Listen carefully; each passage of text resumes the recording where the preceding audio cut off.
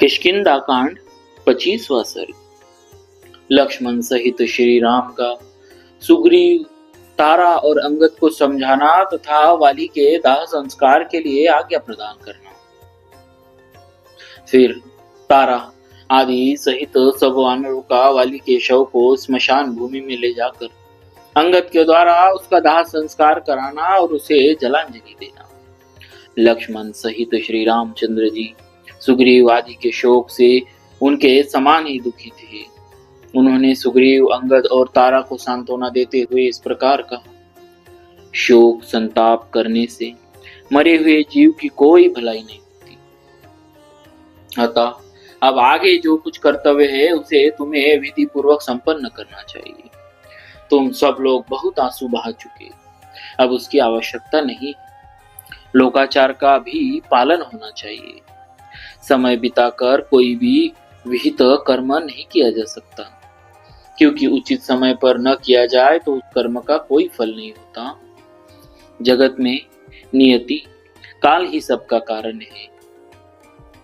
वही समस्त कर्मों का साधन है और काल ही समस्त प्राणियों को विभिन्न कर्मों में नियुक्त करने का कारण है, क्योंकि वही सबका प्रवर्तक है।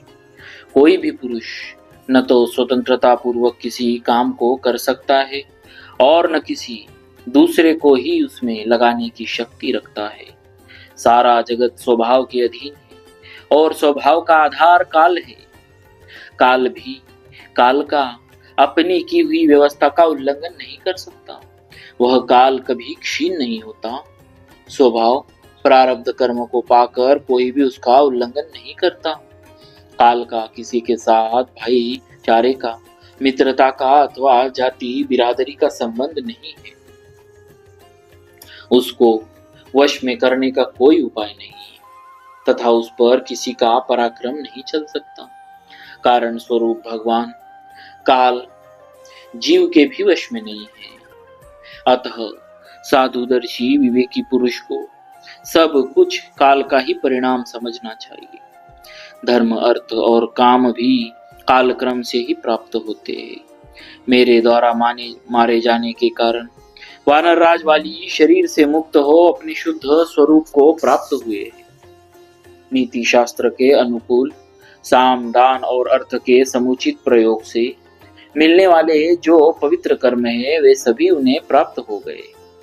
महात्मा वाली ने पहले अपने धर्म के संयोग से जिस पर विजय पाई थी, उसी स्वर्ग को इस समय युद्ध में प्राणों की रक्षा न करके उन्होंने अपने हाथ में कर लिया है। यही सर्वश्रेष्ठ गति है जिसे वानरों के सरदार वाली ने प्राप्त किया है। अतः अब उनके लिए शोक करना व्यर्थ है। इस समय तुम्हारे सामने जो कर्तव्य उपस्थित है उसे पूरा करो।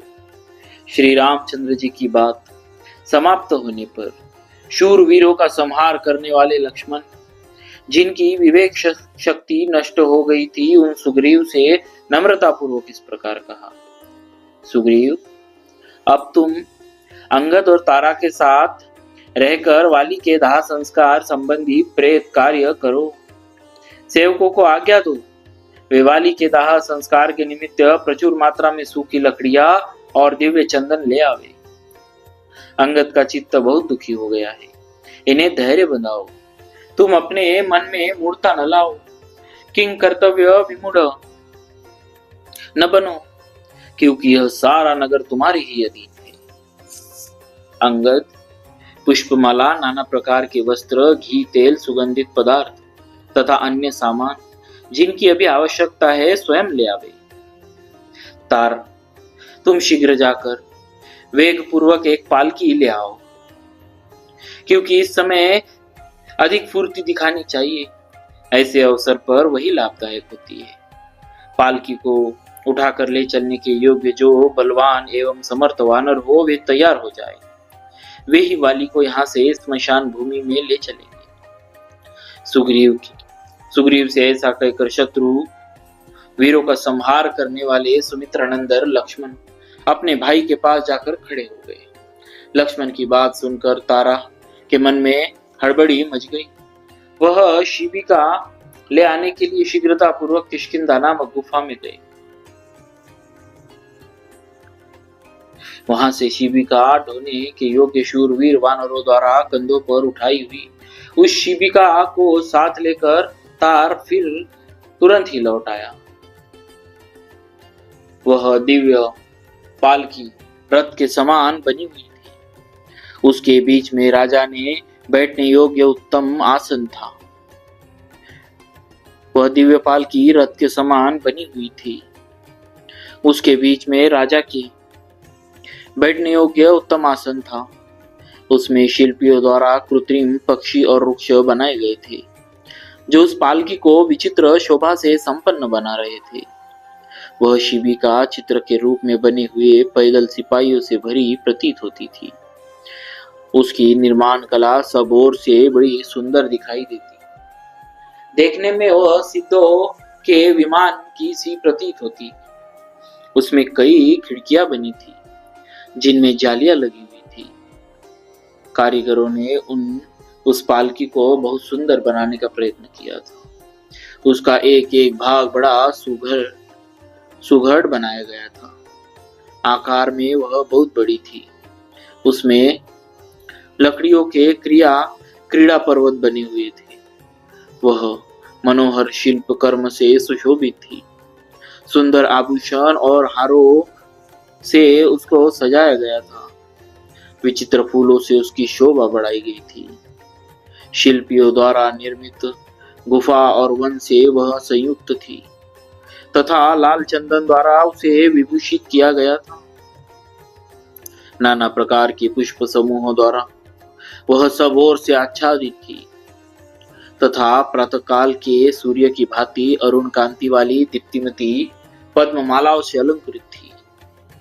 ऐसी पालकी का अवलोकन करके श्री रामचंद्र जी ने लक्ष्मण की ओर देखते हुए कहा, अब वाली को शीघ्र ही यहाँ से स्मशान भूमि में ले जाया जाए और उनका प्रेत कार्य किया जाए। तब अंगद के साथ करुण क्रंदन करते हुए सुग्रीव ने वाली के शव को उठाकर उस शिबिका में रखा। मृत वाली को शिबिका में चढ़ाकर उन्हें नाना प्रकार के अलंकार, फूलों के गजरों और भांति भांति के वस्त्रों से विभूषित किया। तदनंतर वानरों के स्वामी राजा सुग्रीव ने आज्ञा दी कि मेरे बड़े भाई का और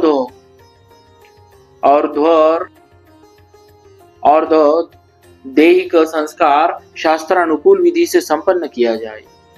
आगे आगे बहुत से वानर नाना प्रकार के बहुसंख्यक रत्न लुटाते हुए चले। उनके पीछे शिबिका चले। इस भूतल पर राजाओं के और दैहिक संस्कार उनकी बढ़ी हुई समृद्धि के अनुसार जैसे धूमधाम से होते देखे जाते हैं, उसी प्रकार अधिक धन लगाकर सब वानर अपने स्वामी महाराज वाली का अंत्येष्टि संस्कार करे। तब तार आदि वानरों ने वाली के और दैहिक संस्कार का शीघ्र वैसा ही आयोजन किया। जिनके बांधव वाली मारे गए थे, वे सब के सब वानर अंगद को हृदय से लगाकर शीघ्रता पूर्वक वहां से रोते हुए शव के साथ चले। उनके पीछे वाली के अधीन रहने वाले सभी वानर पत्नियां समीप आकर हाँ वीर कहती हुई अपने प्रियतम को पुकार पुकार कर बारंबार रोने चिल्लाने लगी।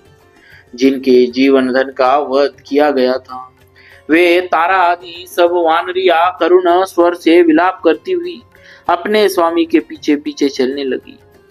वन के भीतर रोती हुई उन वानर वधुओं के रोदन शब्द से गूंजते हुए वन और पर्वत भी सब ओर रोते हुए से प्रतीत होते थे। पहाड़ी नदी तुंगभद्रा के एकांत तट पर जो जल से घिरा था, पहुंचकर बहुत से वनचारी वानरों ने एक चिता तैयार की।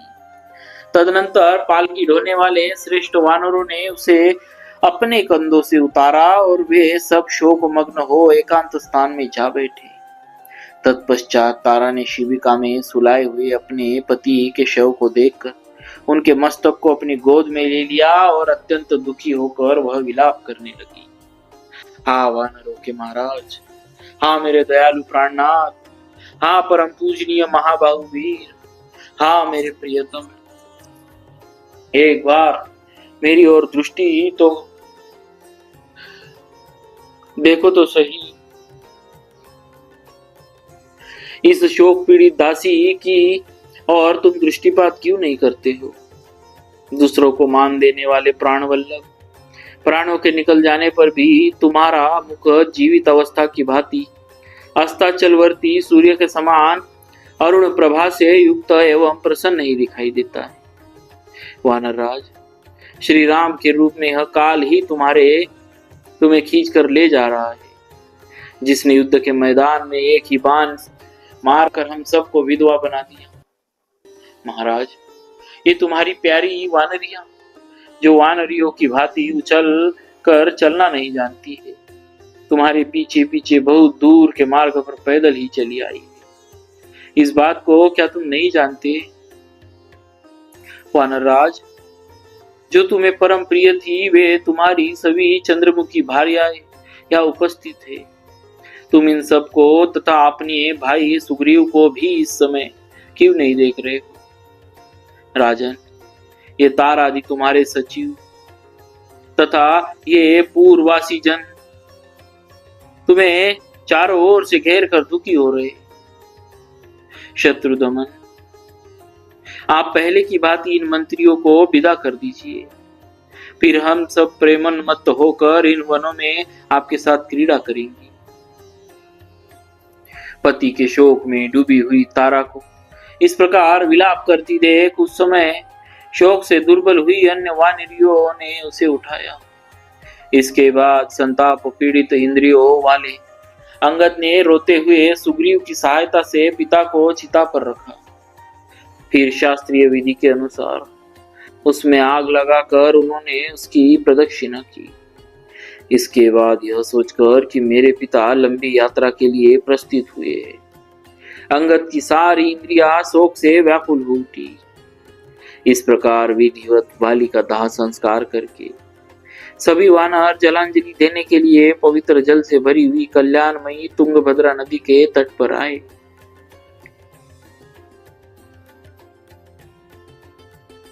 वहां अंगद को आगे रखकर सुग्रीव और तारा सहित सभी वानरों ने वाली के लिए एक साथ जलांजलि दी। दुखी हुए सुग्रीव के साथ ही उन्हीं के समान शोकग्रस्त एवं दुखी हो महाबली श्री राम ने वाली के समस्त प्रेत कार्य करवाए। इस प्रकार इक्ष्वाकु वंश शिरोमणि श्री राम के बाण से मारे गए श्रेष्ठ पराक्रमी और प्रज्वलित अग्नि के समान तेजस्वी सुविख्यात वाली का दाह संस्कार करके सुग्रीव उस समय लक्ष्मण सहित श्री राम के पास आए।